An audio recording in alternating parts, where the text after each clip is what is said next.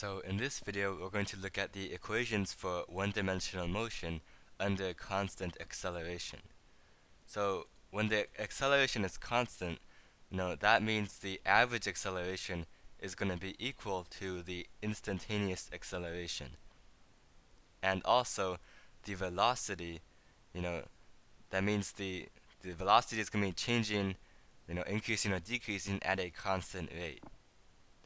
And so in these equations, remember that velocity and acceleration, when we just write v or a, then we mean the instantaneous velocity or acceleration. Okay, so first, we start with the definition of average acceleration. Change in v over change in time. And remember, average acceleration is equal to instantaneous acceleration if the acceleration is constant. So if we say that the initial time is t equals 0, then we can arrange this equation to solve for the v2, the final velocity after t seconds. So the final velocity after t seconds is the initial velocity plus the acceleration times the number of seconds. And that's because t multiplied by a represents the change in velocity. Because if you look at the units, acceleration is meters per second squared, and time is seconds. So when you multiply them, you'll get meters per second, which is the units of velocity. So this is basically the initial velocity plus the change in velocity after t seconds. So now we look at displacement. So we can find displacement by graphing the velocity versus time and then finding the area under the graph. And because velocity times time, that's how you find the area, you multiply these two units. So multiplying the units, you get meters per second times seconds, or just meters. So when you have a graph, you can usually see what the slope of the graph or the area under the graph represents by looking at the units. For the area, you multiply these two units, and for the slope, you take the y-axis units divided by the x-axis units. So here we have, it starts at some initial velocity, and then after time t, the velocity has increased due to the acceleration. So to find the area, we can split this into two regions, a rectangle here and a triangle here. Now the rectangle represents the displacement if the acceleration was 0. If it just went on with its initial velocity for the whole time. And so the area of this rectangle is just the initial velocity times time. And then the triangle represents the extra displacement caused by the acceleration. So the area of the triangle, 1/2 base times height, is 1/2 t times the, you can see here the height is the change in velocity, v final minus v initial.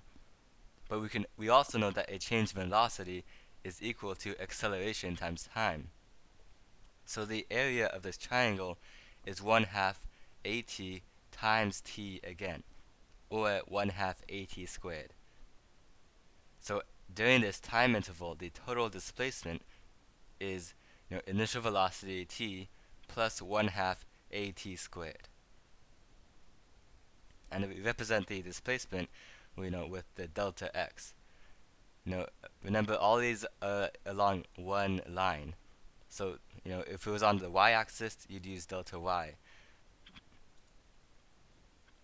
Okay, next we have, so at constant acceleration, the average velocity, to find the average velocity, all we have to do is take the average of the initial and final velocities, where initial plus final velocity divided by 2 gives us the average velocity. So this is a way to find the average velocity if we don't know the time interval. And remember, this only works at constant acceleration. And so for a last equation, we want an equation that doesn't involve time. So what we can do is substitute time equals change in velocity over acceleration. Now that's from the definition of average acceleration into the displacement equation we just found earlier. Now so we take displacement equals v naught t plus 1/2 at squared and replace all the t's with change in velocity over acceleration. And once you expand this and simplify it, you will get this equation. The final velocity squared equals the initial velocity squared plus 2 times the acceleration times the displacement.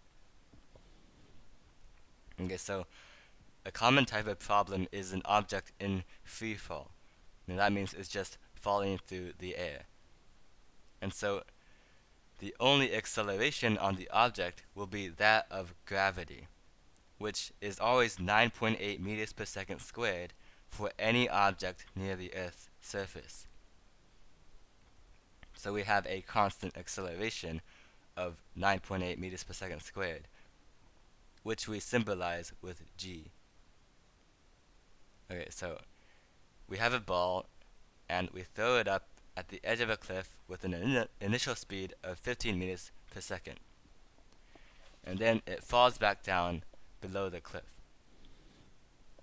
Okay, so first thing we do is choose the coordinate system. We're going to make the y equals 0 where we initially throw the ball. And then we're going to say positive direction is up and negative is down. Okay, so first, what is the position and velocity at times 1 and 4 seconds? Okay, so we write equations. So this is the displacement equation. Notice how we use delta y since we're moving along the y-axis. And then we have the equation for final velocity. So all we have to do is plug in the values. The initial velocity is 15 and acceleration is negative 9.8. Since gravity points down obviously, and we define it down as the negative direction. So then we just plug in 1 and 4 for t to get our answers. So you can see at time equals 1, the velocity and displacement are both positive, meaning it's above this 0 line and it's moving upwards. And then at time equals 4, they're both negative, so it's moving down and it's below our initial position. So at the maximum height, right before it starts to fall down, the acceleration is still negative 9.8 meters per second squared. That's always what the acceleration is. But at this maximum height, the velocity is temporarily 0 because it's changing from positive velocity going up and it's about to change to negative velocity going down. So the ball is at rest at the instant where it's at the maximum height. So we can solve for when this occurs by using this equation. Final velocity equals initial velocity plus at. Because we know the final velocity at its maximum height is 0. So we can solve for t, and then once we have that, we can then solve for the displacement at that point. Using this vf squared equals vo squared plus 2a displacement. Because the final velocity is going to be 0. So rearranging to find the displacement, plugging in the values, we can get those values. So lastly, we're going to look at the graphs of displacement, velocity, and acceleration. So for constant acceleration, the displacement graph will always be a parabola because it's moving. So here it's moving up, and then it reaches this maximum point at 1.53 seconds, and then it starts moving down, and then it reaches below initial starting point. The velocity is always going to be a straight line because the slope of the velocity graph is acceleration, and remember it's constant acceleration, so constant slope of this graph. So the velocity starts at positive when it's moving up, and then when it reaches 0, it's at the maximum height, and then it starts going negative when it goes down. And of course the acceleration is just a horizontal line at the constant acceleration negative 9.8 meters per second squared. So if you have an acceleration that is not constant, then you cannot use any of these equations.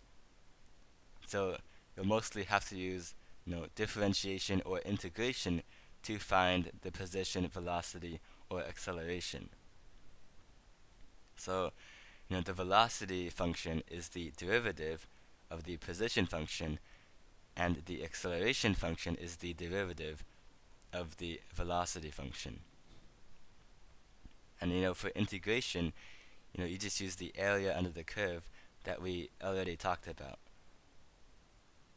So the displacement, remember we said, was the area under the velocity curve. So you just take the integral of that. And remember, change in velocity is the area under the acceleration curve.